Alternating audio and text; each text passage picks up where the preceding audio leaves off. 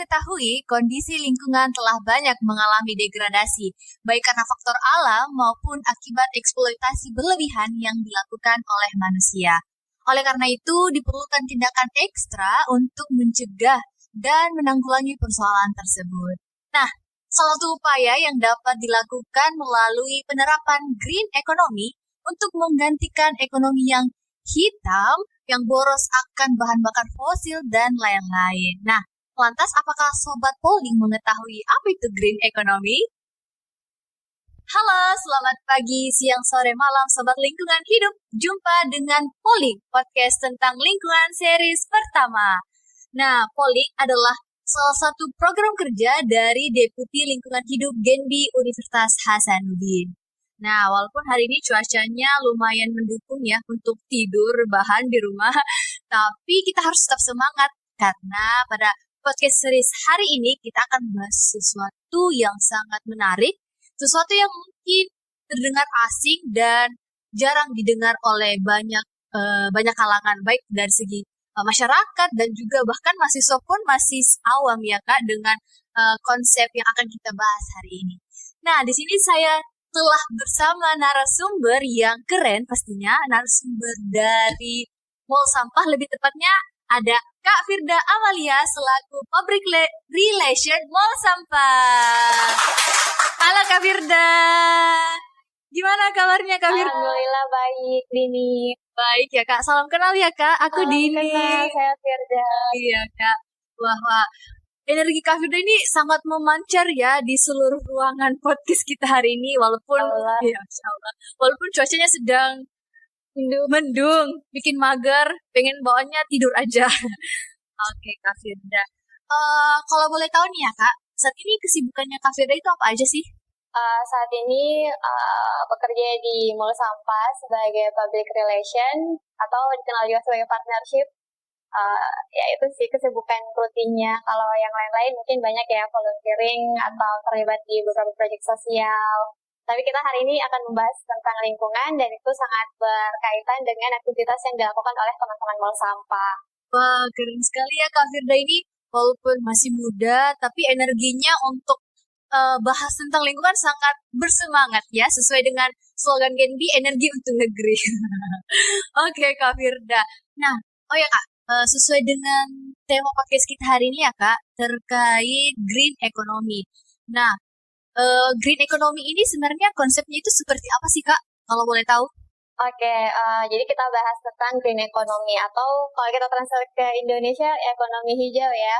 Nah, jadi green economy ini konsep yang mengusung kegiatan-kegiatan ekonomi yang lebih rendah karbon, kemudian lebih menghemat sumber daya, tetapi tidak melupakan inklusivitas sosial atau aspek-aspek kemanusiaan yang ada.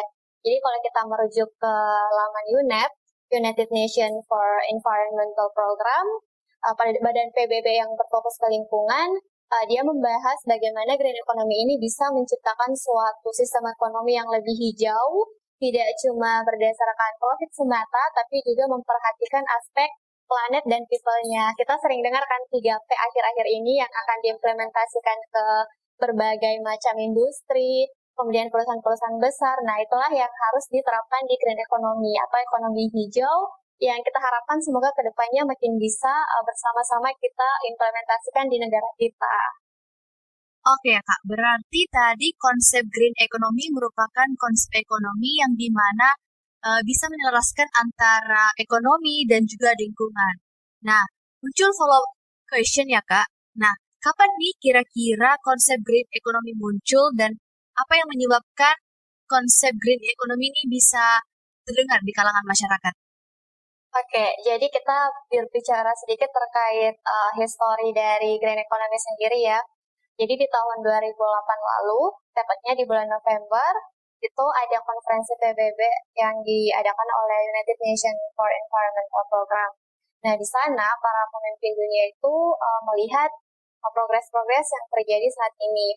Nah, ternyata pada saat itu, gross domestic product atau pertumbuhan ekonomi sejak tahun 1985 sampai 2001 itu mengalami pertumbuhan yang sangat signifikan, sampai 100% kenaikan GDP-nya. Tapi di satu sisi, ternyata ada hal yang dirugikan atas kenaikan laju ekonomi itu, di mana ada terjadi degradasi dan kerusakan lingkungan yang angkanya sampai 60%. Jadi ekonominya naik 100%, tapi kerusakan lingkungannya juga naik 60%. Itu kan tidak balance ya. Nah, makanya konsep ini hadir. Makanya para pemimpin dunia pada saat itu, oke, kayaknya kita sudah perlu fokus nih untuk memperbaiki ekonomi, tapi tidak menghiraukan aspek-aspek lingkungannya. Nah, makanya green economy ini mulai diterapkan oleh PBB, UNEP, dan diimplementasikan harapannya ke seluruh negara. Seperti itu. Seperti itu ya, Kak. Jadi istilah konsep green economy ini muncul karena banyak cendekiawan yang melihat bahwa ternyata walaupun ekonomi kita naik 100%, lingkungan pun, kerusakan lingkungan pun naik sebanyak 60%. Wah, sangat tidak balance ya, Kak. Oke. Nah, berarti apa sih, Kak, yang menjadi perbedaan antara konsep green economy dengan ekonomi lainnya? Oke, selama ini kita belajarnya mungkin ekonomi konvensional ya. Di sini mungkin ada beberapa yang dari Fakultas Ekonomi. Itu di awal dulu, prinsip hukum ekonomi itu seperti ini. Memperoleh sumber daya yang sekecil-kecilnya untuk memperoleh keuntungan yang sebesar-besarnya. Dulu seperti itu. Kemudian berubah lagi, memperoleh dengan sumber daya yang sekecil-kecilnya, memperoleh untung tertentu, atau dengan sumber daya tertentu memperoleh untung yang sebesar-besarnya. Jadi sudah ada perubahan ya, yang dulunya itu kesannya kayak serakah sekali, yang pokoknya sumber dayanya harus kecil tapi untungnya besar. Itu sudah diubah menjadi tidak terlalu serakah. Nah, kemudian ternyata konsep seperti itu masih mempunyai celah terhadap kerusakan lingkungan. Nah, makanya di sistem konvensional yang paling diperhatikan dalam pertumbuhan ekonomi itu cuma satu P-nya, profitnya saja. Nah, yang membedakan dengan green economy adalah di ekonomi kita tambah 2 P yang lain nih. Yang pertama, people, yang kedua, planet. Jadi tidak cuma profit, tapi ada juga people, manusianya, sosialnya, dan juga planet atau bumi, lingkungan, tempat kita bernaung. Seperti itu. Wah, keren sekali ya, ternyata konsep green economy ini menganut 3P, people, planet, and profit. Nah, kira-kira nih ya, Kak, siapa sih yang menjadi stakeholder penunjang untuk bisa diimplementasikan green economy ini? Oke. Karena ini merupakan suatu sistem ya, jadi green economy itu sistem yang sangat kompleks sebenarnya. Bahkan dari UNEP, dia mengatakan bahwa untuk dalam suatu negara, untuk menerapkan kebijakan green economy itu, dibutuhkan suatu investasi khusus, investasi yang dikhususkan untuk memperbaiki atau mengembangkan sektor-sektor yang ramah lingkungan. Tadi sudah sempat dibahas juga di openingnya terkait energi bersih, untuk menggantikan energi hitam, dan lain sebagainya. Jadi kalau kita mau bahas siapa sih stakeholder yang terkait, yang pertama tentu saja pembuat kebijakannya, perumus kebijakannya ya. Karena meskipun perorangan ada beberapa yang sadar, tapi kalau tidak ditunjang dengan kebijakan dan regulasi yang kuat dari pemerintah, itu tidak akan tercapai dengan maksimal. Apalagi di green economy ini, kalau mau diimplementasikan memang harus ada suatu investasi. Benar-benar di negara kita kan sangat kaya ya dengan sumber daya alam, punya energi cahaya matahari yang melimpah. Kita juga garis pantai terbesar kedua di dunia, yang dimana kalau kita mau pembangkit listrik dari tenaga gelombang air laut dari pantai itu sangat memungkinkan. Kan seperti avatar tanah, air, udara, angin, itu kan semua pembangkit listrik ya. Betul. Dan kita Indonesia sebenarnya punya potensi yang sangat besar terkait hal itu. Nah, jadi yang menjadi stakeholder di sini, yang pertama tentu saja perumus kebijakan agar lebih memperhatikan dan lebih lebih strict terhadap undang-undang yang sudah diterbitkan. Nah, selain pemangku kebijakan, kalau regulasinya sudah ada, siapa nih yang harus taat? Ya, betul. Siapa yang harus taat? Jangan bicara masyarakat dulu, tapi bicara industri dulu. Karena kalau industri kan industri kan penyebab atau penyumbang emisi karbon terbesar ya. Kalau kita paling yang kita hasilkan cuma kendaraan dari rumah ke tempat kerja atau ke kampus. Tapi kalau industri itu dalam satu pabrik pabrik, banyak sekali emisi karbon yang mereka hasilkan. Nah, jadi stakeholder selanjutnya adalah pihak industri. Industri yang menghasilkan energi-energi hitam tadi, yang mengelola hutan menjadi entah itu perkebunan sawit atau dan lain sebagainya. Nah, setelah itu baru dari masyarakat. Masyarakat termasuk komunitas lingkungan, kemudian lembaga swadaya, NGO, pokoknya semua aspek, semua pihak itu harus terlibat untuk menerapkan green economy ini. Tapi balik lagi, siapa yang paling penting? Tentu saja yang pemangku kebijakan. Selanjutnya siapa lagi nih? Dari industri, baru dari komunitas dan masyarakat, grassroots dan lain sebagainya. Seperti itu. Wah, berarti terkait stakeholder berarti ada banyak sekali ya Kak. Ya, satu lagi. Iya, Kak. Tadi kan sempat dibahas investasi juga nih. Betul. Jadi stakeholdernya juga tentu saja ada investor ya. Itu yang paling penting juga untuk masuk ke Indonesia. Tapi yang satu lagi yang harus diingat adalah investornya ini benar-benar yang hijau ya, yang bukan greenwashing. Karena sekarang kan greenwashing juga lagi happening. Jangan sampai investornya mungkin cuma iming-iming hijau, tapi ternyata kerusakannya lebih besar. Seperti itu. Oke, Kak. Berarti sebenarnya untuk mengimplementasikan green economy ini butuh effort yang besar. Ya, betul ya Kak. Butuh stakeholder, butuh dukungan dari pemerintah, masyarakat, NGO, dan seluruhnya harus betul-betul bisa memberikan kontribusi untuk menerapkan green economy ini ya Kak. Oke Kak. Nah, pasti nih ya Kak, untuk menerapkan green economy ini ada beberapa paradigma yang mengatakan bahwa sebenarnya green economy ini merupakan suatu ekonomi yang mahal. Nah, gimana nih Kak terkait hal tersebut? Oke, kalau kita bahas green economy kan itu maksudnya ekonomi ramah lingkungan ya. Kalau dari produsen itu bisa jadi mahal. Kita coba hitung-hitung kasar ya. Pernah dengar tentang offset karbon ya? Offset karbon. Penimbangan karbon belum. Jadi penimbangan karbon itu pabrik kan pasti menghasilkan karbon, ada emisi. Tiap tahun mungkin sampai, kalau pabrik gede bisa sampai miliaran kilogram karbon yang dihasilkan. Nah, mereka harus menembus itu, membayar jumlah karbon yang dihasilkan dengan cara menanam pohon. Jadi mereka harus mengimbangi, misal untuk 1 kilogram karbon itu harus dibayar dengan tanam 1 pohon mangrove. Seperti itu contohnya. Nah, bayangkan kalau miliaran karbon yang diproduksi, maka harus menanam miliaran pohon mangrove juga. Nah, itu konsep yang saat ini digaungkan di COP kemarin, konferensi di Glasgow kemarin. Nah, sebenarnya ini jadi kontroversi juga sih terkait penimbangan karbon, karena yang kita mau adalah mengurangi sumbernya, benar-benar yang pabriknya dikurangi, bukan diimbangi jumlah karbonnya, tapi produksi karbonnya sendiri yang harus dikurangi. Kenapa mahal? Coba bayangkan kalau 1 pohon mangrove itu, kalau di salah satu situs platform di Indonesia tuh harganya sekitar paling murah 50.000 itu untuk 1 pohon, untuk 1 kilogram. Silakan dikali, kalau misalkan ada miliaran kilogram, miliaran pohon mangrove, miliaran kali 50.000 itu pasti sangat mahal ya. Kosnya sangat besar Kak. Sangat besar. Itu dari segi industrinya, dari segi pabriknya. Jadi mungkin kalau pabrik itu banyak yang mikir green economy mahal karena untuk mengofset karbonnya saja butuh sangat banyak biaya. Nah, belum lagi kalau pabrik tertentu, misalnya untuk kemasan air plastik mineral, air contoh ya Kak. Contoh. Iya, air mineral. Oke, untuk 1 kemasan itu kalau tadi baru karbonnya yang di-offset.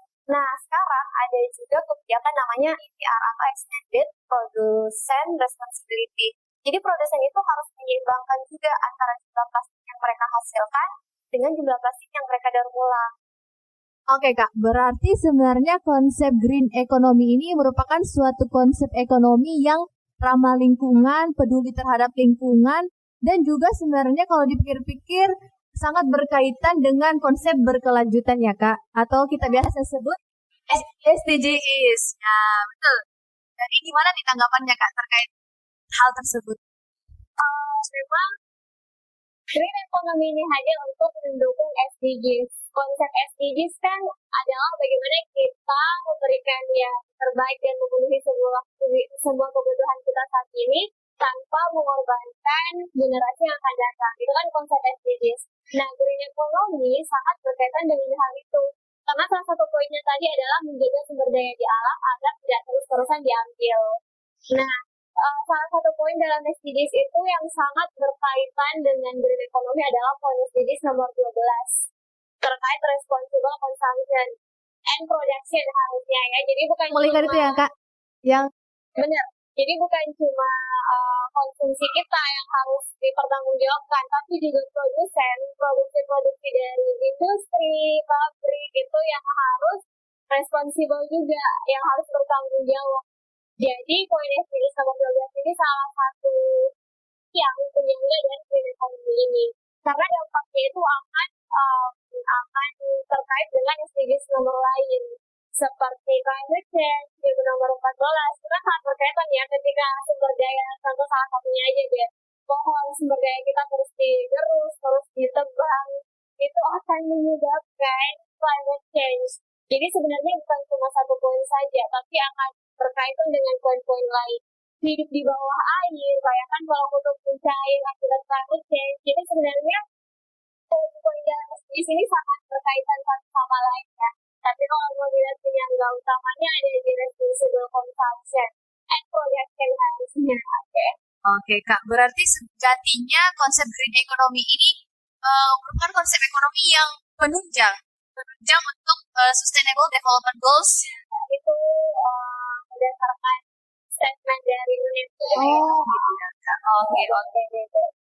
Nah, berarti setelah kita membahas terkait beberapa konsep dasar nih ya Kak, terkait green economy.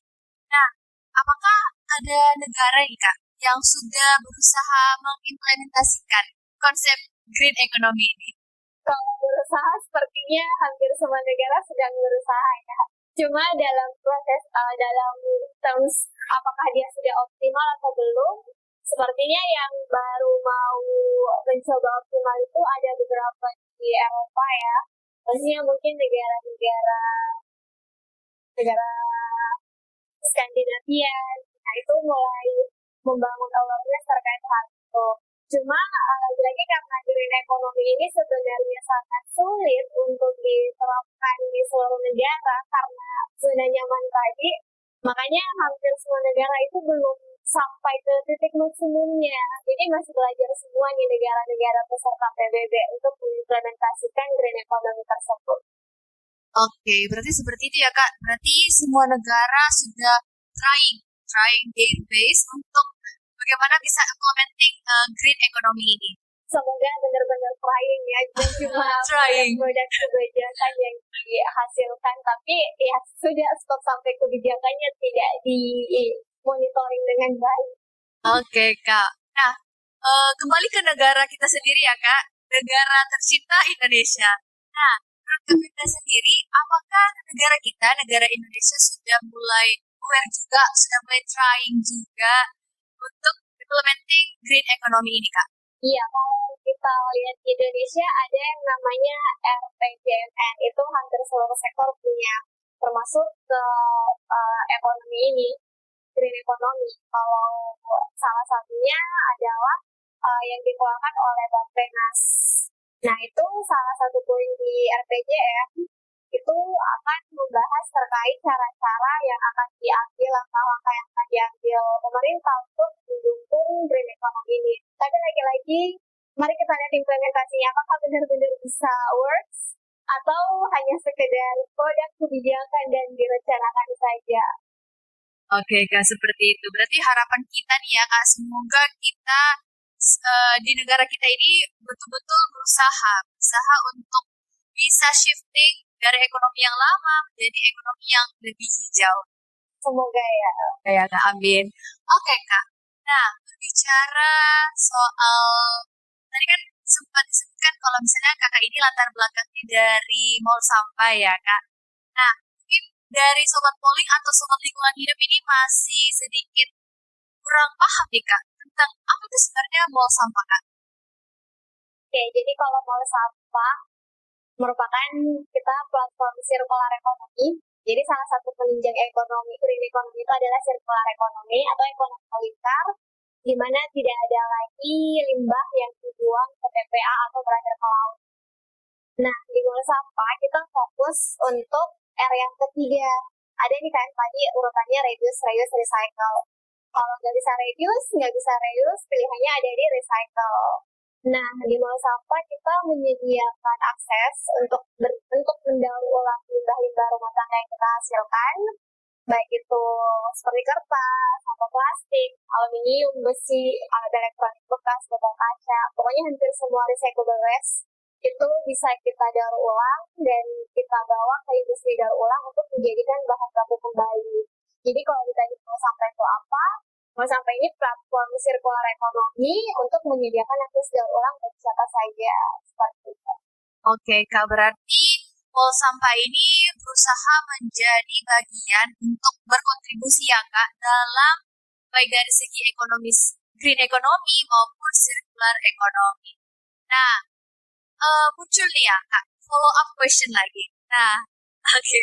Nah, kira-kira apa yang memotivasi Kakak be a part of Mall Sampah? Pertanyaannya lebih sedikit personal ya. Betul, Kak. Gak apa-apa ya, Kak, dijawab. Aman. Jadi salah satu yang bikin tertarik bergabung di Mall Sampah ini sering saya bahas juga nih teman-teman. Kita di Indonesia itu punya banyak sampah.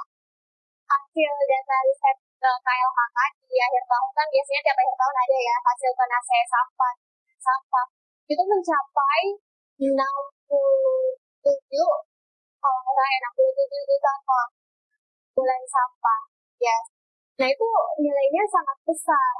Di sisi lain kita punya sektor informal pekerja sampah, ada pengepul, pulung, yang kalau teman-teman tahu orang-orang di sektor ini tuh sebenarnya sudah berpuluh tahun hidup dalam garis rata-rata di bawah kemiskinan ya, di bawah rata-rata.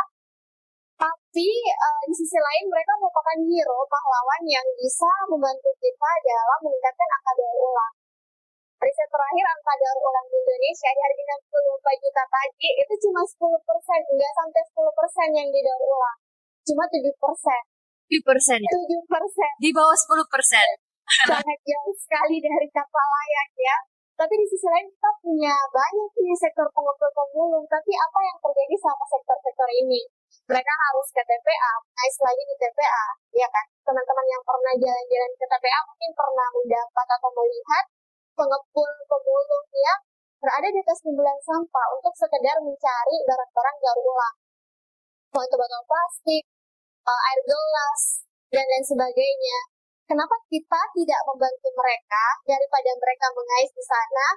Sampah yang setelah kita hasilkan, botol minum setelah kita habiskan kemasan air botol kemasan itu, kita langsung bawa ke pusat-pusat daur ulang. Dengan seperti itu kan, para pengepul dan pemulung mendapatkan sampah yang lebih layak. Tidak perlu mengais tempat sampah, apalagi TPA gunung-gunung. Pernah dengar nggak kejadian di TPA Lewi Gajah? Tidak ya, Kak? Iya, benar. Jadi ada 2 kampung yang tenggelam karena TPA. Longsor. Diakibatkan oleh tumpukan sampah. Yes, dan itu memakan banyak korban jiwa. Nah, itulah yang kita hindari. Kita tidak mau banyak timbulan sampah yang masuk ke TPA yang sudah over capacity.